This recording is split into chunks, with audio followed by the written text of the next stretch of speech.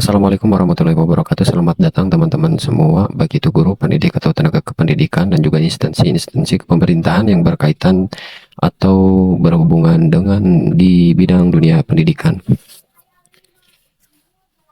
Di sini channel saya membahas tentang konten-konten yang berkaitan tentang dengan pendidikan ataupun pengalaman saya, dan juga berikut tips dan trik juga terkait dengan asesmen atau pembelajaran yang berkaitan dengan pendidikan, khususnya di jenjang pendidikan sekolah dasar. Untuk topik yang akan saya bahas pada konten kali ini, yakni bagaimana kita cara login ke platform Merdeka Mengajar untuk mengisi RHK pengelolaan kinerja guru. Dalam hal ini, hal yang harus kita persiapkan pertama yaitu akun belajar.id-nya. Akun belajar ID bagi yang sudah mempunyai bisa langsung login ke perangkat atau peramban Chrome atau perangban yang biasa kalian pakai pada gadget ataupun perangkat kalian. Di sini saya biasa memakai Chrome, dan bagi teman-teman yang belum memiliki akun belajar ID, bisa kalian meminta kepada operator sekolah kalian masing-masing atau kepada kepala sekolah kalian masing-masing. Ataupun juga saya bisa akan membagikan atau men-sharekan konten terkait bagaimana kita mendaftarkan akun kita untuk mendapatkan akun belajar ID. Nah, kita lanjut kepada pembahasan bagaimana kita cara membuat RHK di pengelolaan PMM tahun 2024. Pertama-tama kita masuk ke laman Google Chrome. Nah, di sini Ibu Bapak bisa mengetikkan di mesin pencarian Google yaitu Merdeka Mengajar, enter. Di sini kita pilih yang paling atas yaitu https://guru.kemdikbud.go.id. Kita klik. Nah, bagi yang pertama kali login itu silakan kalian masuk atau klik tombol login dan masuk dengan akun belajar ID. Karena saya ini sudah masuk, jadi langsung dialihkan ke beranda pada platform Merdeka Mengajar. Di sini kita memilih item pada pengembangan diri, yakni pengelolaan kinerja. Nah, teman-teman bisa melihat isi perencanaan kinerja itu tanggal 1 sampai 31 Januari Anda dapat memulai perencanaan kinerja. Alur pengelolaan kinerja, rangkaian pengelolaan kinerja terjadi 2 kali dalam 1 tahun. Jadi dalam 1 tahun itu terdapat 2 kali pengelolaan kinerja. Tahap 1 dari mulai Januari sampai Juni, dan tahap 2 dari mulai Juli sampai dengan Desember.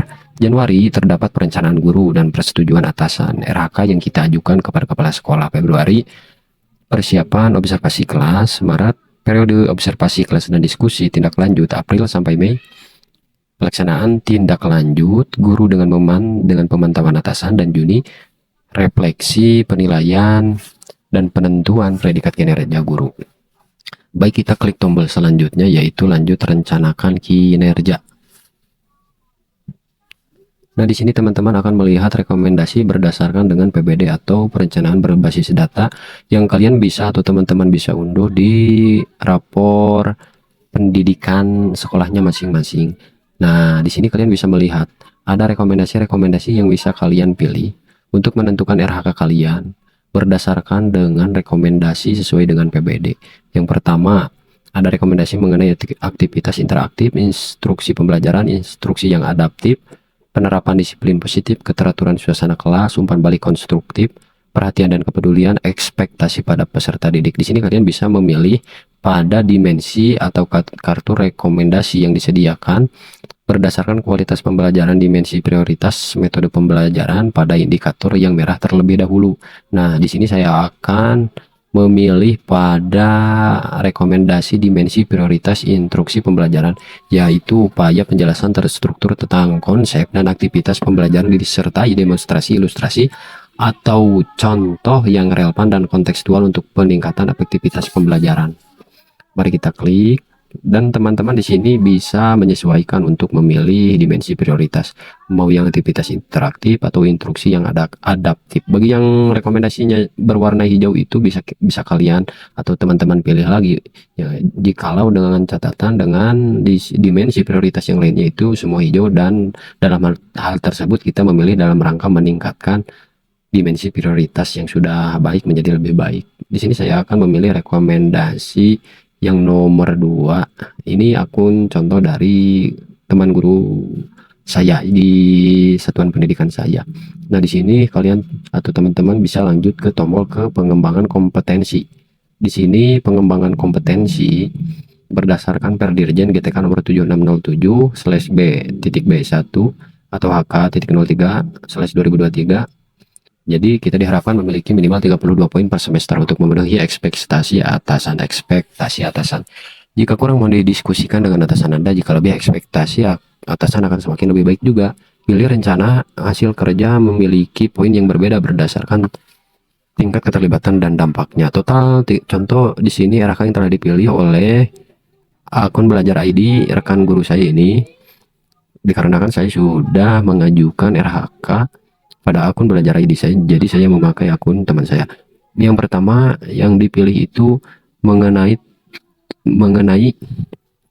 RHK meningkatnya kompetensi melalui peran sebagai partisipan kegiatan seminar lokakarya, konferensi, simposium, dan atau studi banding lapangan diselenggarakan di bidang pendidikan.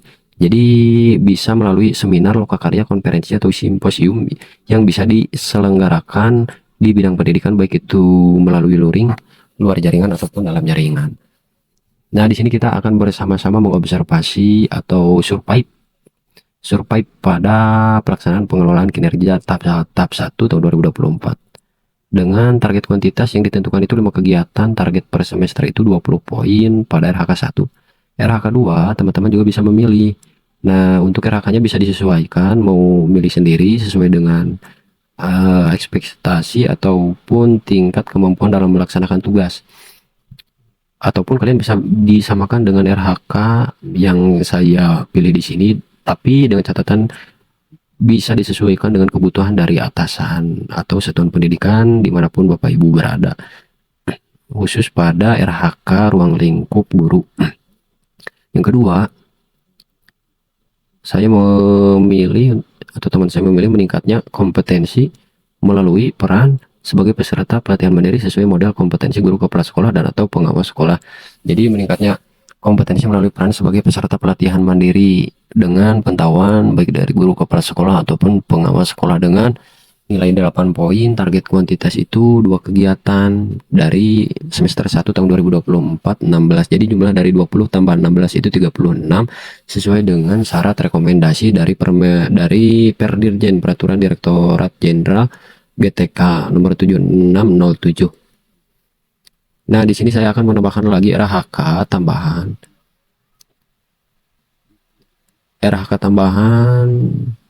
Di sini saya akan menambahkan RHK tambahan untuk melebihi dari 32 poin sebagai antisipasi jikalau tugas yang pada RHK yang telah direncanakan pada poin 1 dan 2 ada yang terkendala, maka ada tugas lain yang bisa kita laksanakan atau bisa kita garap pada RHK pengelolaan kinerja guru di tahap 1 ini.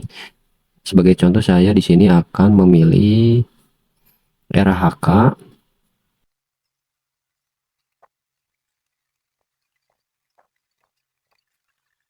meningkatnya kompetensi melalui peran sebagai peserta coaching atau mentoring pengembangan kompetensi oleh guru, kepala sekolah, dan atau pengawas sekolah yang itu bernilai 4 poin. Target kuantitas 1 kegiatan, target waktu per semester 1.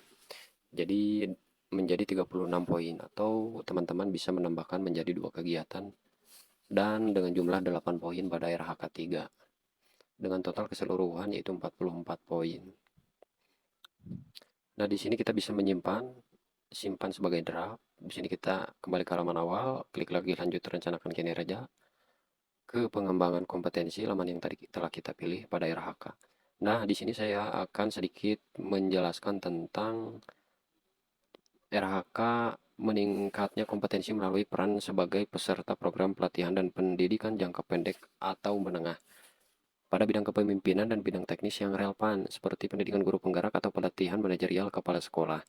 Nah, di sini yang mengikuti program pada pendidikan guru penggerak yang akan mendapatkan sertifikat dalam catatan yang masih melaksanakan dan dalam kurun waktu bulan Februari itu mendapatkan sertifikat, itu bisa dipilih karena di sini mendapatkan poin 128. Dan bagi yang sudah melaksanakan program guru penggerak melalui hasil dari BIMTEK yang telah saya simak pada hari Kamis kemarin itu tidak bisa dimasukkan pada RHK. Namun untuk ketentuan lebih lanjut, teman-teman bisa observasi atau menanyakan langsung kembali kepada pengawas daerahnya masing-masing terkait tentang bagaimana juknis bagi RHK yang mempunyai sertifikat program guru penggerak yang telah mengikuti dan telah menyelesaikan sebelum bulan Februari. Nah, seperti itu. Untuk program pendidikan guru penggerak atau pelatihan manajerial kepala sekolah itu poinnya sangat banyak, yakni 188 poin dan sudah bisa sangat melampaui dari batas standar minimal 32 poin yang telah ditetapkan pada peraturan Direktorat Jenderal yang telah tadi kita simak. Selanjutnya kita ke tugas tambahan. Di sini teman-teman bisa melihat rencana hasil kerja mengenai tugas tambahan itu opsional bisa diisi ataupun tidak. Dengan contoh kalian masuk pada anggota TPPK, jadi kalian bisa memilih RHK TPPK.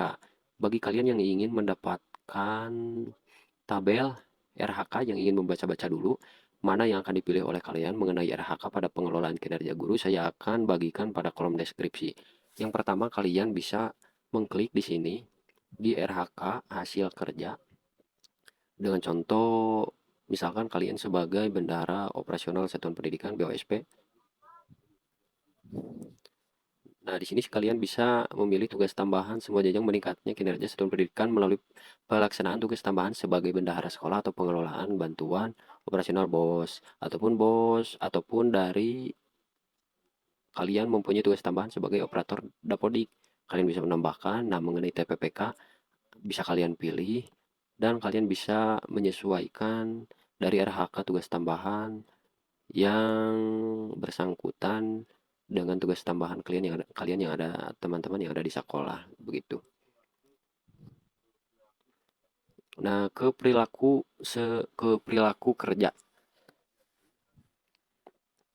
berorientasi pelayanan. Nah, di sini kalian bisa mengisi indikator dan perwujudan perilaku untuk masing-masing aspek. Pilih satu yang Anda ingin prioritaskan di semester ini. Dengan contoh satu aspek berorientasi pelayanan, apa perilaku yang paling ingin Anda fokuskan di tahun ini? Di sini terdapat jawaban opsional sebanyak 3 jawaban. Pertama, memahami kebutuhan peserta didik dan berusaha memenuhinya. Yang ketiga, bersifat ramah kepada peserta didik dan orang tua tanpa membeda-bedakan.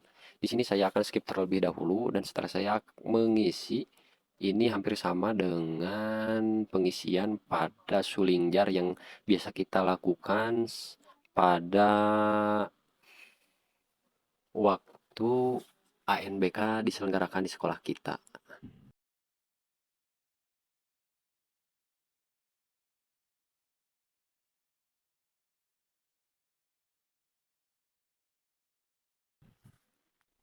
Nah, setelah teman-teman telah mengisi pengelolaan kinerja guru pada aspek nomor 4 itu perilaku kerja, kalian bisa simpan draft terlebih dahulu, lalu lanjutkan lagi dari laman awal, lanjut rencanakan kinerja, ke pengembangan kompetensi, ke tugas tambahan.